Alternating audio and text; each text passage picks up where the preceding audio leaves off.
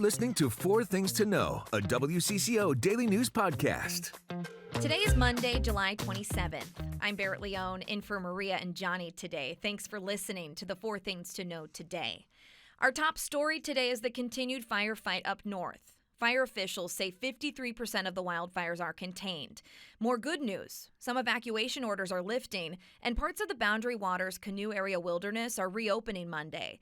Eastern parts of the Boundary Waters have reopened for day trips. Western parts remain closed. Officials say more changes could be on the horizon.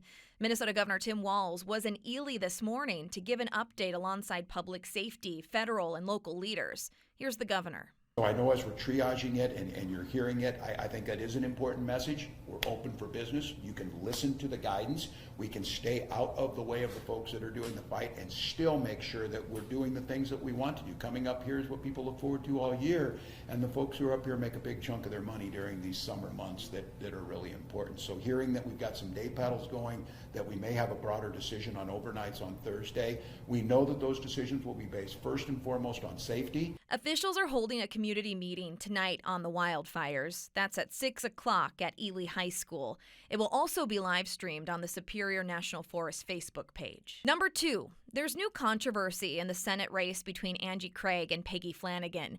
Craig is now disputing a claim made by State Senator John Hoffman on Friday night.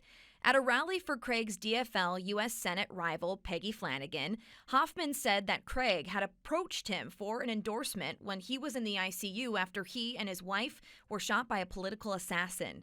In response, Craig released a text message from June saying she was praying for Hoffman. Craig's campaign said in a statement, quote, "We cannot imagine the pain and trauma that the entire Hoffman family has and continues to experience. But the claim is categorically false. The Congresswoman reached out to Senator Hoffman, only expressing deep sympathy from her and her wife, Cheryl." We now have a statement from Senator Hoffman as well. He says in part, quote, "Let me be equally clear. I told the truth about what Yvette and I experienced." The screenshots released by her campaign show direct text messages from Congresswoman Craig. They do not address the substance of what I said, that a dear and trusted friend approached us twice on her behalf regarding an endorsement, once while I was in the ICU and again while I was recovering at home.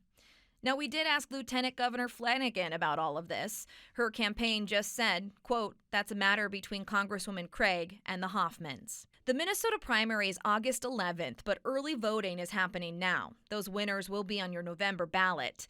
Craig and Flanagan met for another debate hosted by Minnesota Public Radio Monday morning.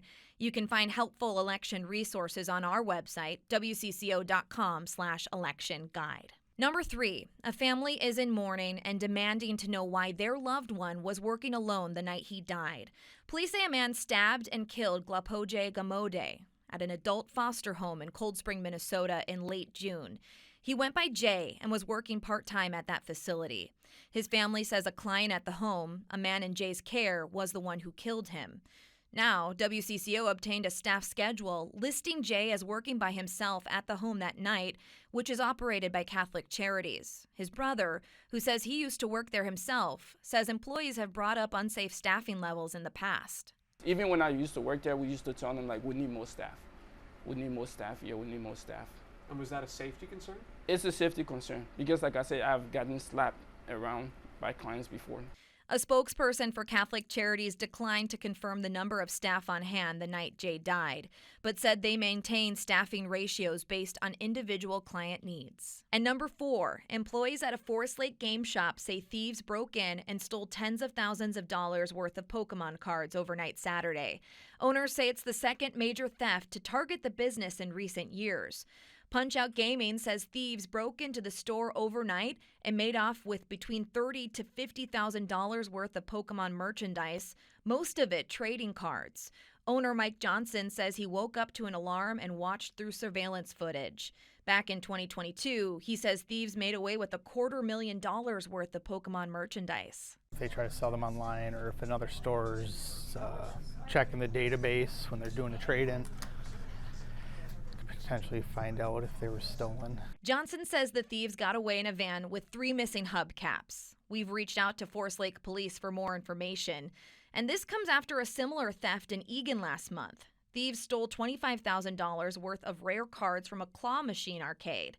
CNN says the value of Pokémon cards has risen roughly 150% over the past year, with reports of thefts across the country. And your bright spot this morning, we are exactly 1 month away from the Great Minnesota Get-Together. And here's a question for you. Do you have a talent you want to show off?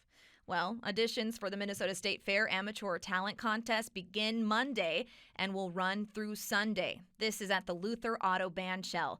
30 preteen, 42 teen acts, and 48 open division acts will advance to the semifinals during the state fair.